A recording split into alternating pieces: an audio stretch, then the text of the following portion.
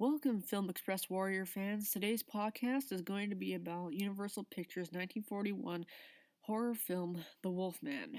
Let's briefly get into the cast and characters.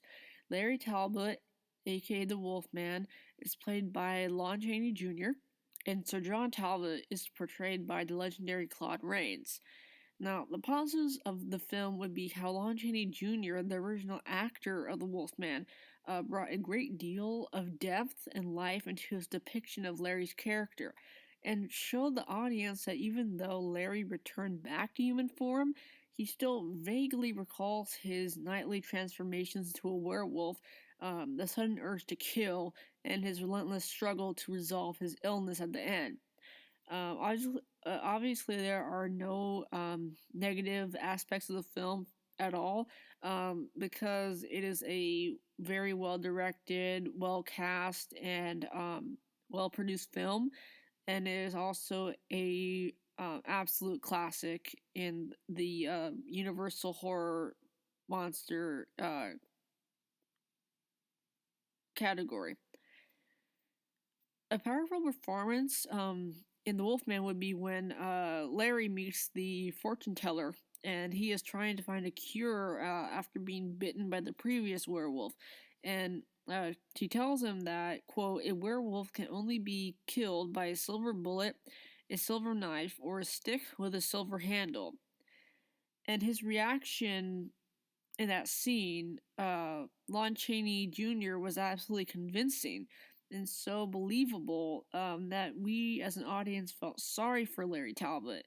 And we could see the look on Lon Chaney Jr.'s face that it was one of bewilderment, one of despair, and one of what am I going to do? How can I relieve myself of this curse?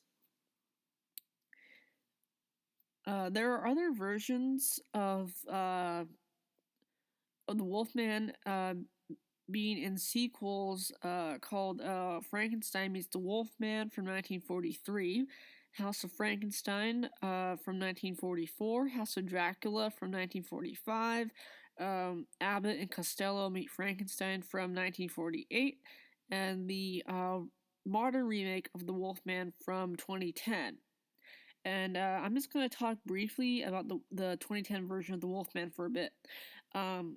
So The Wolfman from 2010 is more of a reimagining of the 1941 horror classic. And it stars Benicio del Toro as Larry Talbot, and his performance is really good and very strong. But I felt that whenever he transformed into a werewolf, it was a bit too painful.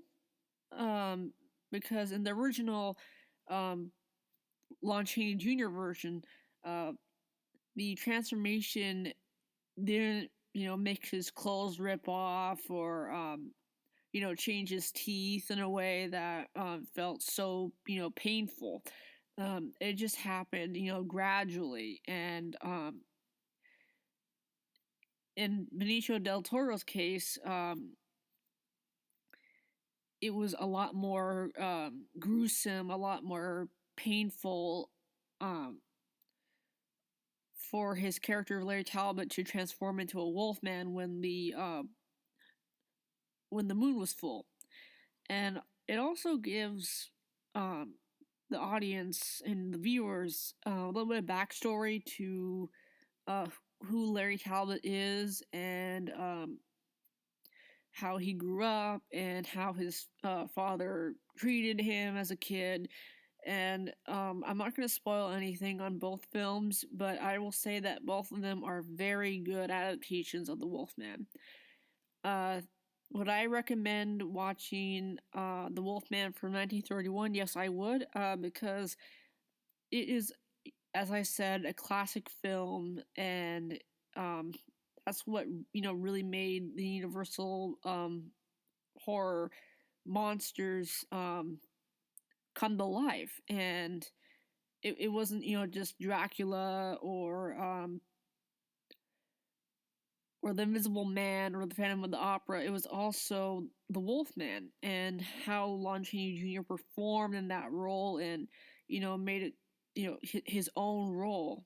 And you can watch clips of it on YouTube or watch the full movie online. But I am not going to spoil anything for you or anyone who's currently listening to my podcast. Thank you for watching and listening to my review of The Wolfman. Please comment below, press the like button, and subscribe to my channel, Film Express Warrior. As always, watch, review, repeat, and peace out.